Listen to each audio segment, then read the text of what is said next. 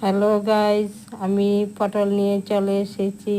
তো আজকে আমি বানাচ্ছি পটল দিয়ে মাছ দিয়ে পকোড়া। তো পটলগুলো আমি ধুয়ে উপরের ছালগুলো ছাড়িয়ে তো আমি মাঝখান থেকে দু টুকরো করে কেটে নেব। নিয়ে এর ভেতরের যে শ্বাসটা সেটা আমি আলাদা করে নেব। এর ভেতরে বীজগুলো আমি ফেলে দেব আর শ্বাসটা মাছের সঙ্গে ভেজে নেব। তো দেখতে থাকো। 2 পিস মাছ নিয়েছি, নুন হলুদ দিয়ে হালকা ভেজে নেব। আর এর মধ্যে দেব পেঁয়াজ, লঙ্কা কুচি আর পটলের শাঁস। তো পটলগুলো একটু হালকা সেদ্ধ করে নেব নুন জলে।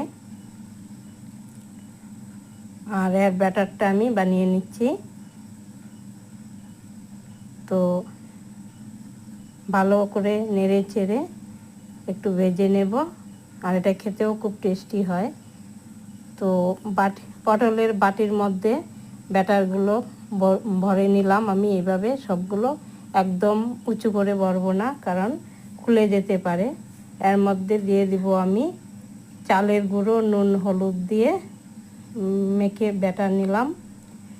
তো এরকম ভারী করে নিলাম আমি। আর উপর থেকে দিয়ে দেব, দিয়ে তেলে কম আঁচে ভেজে নেব।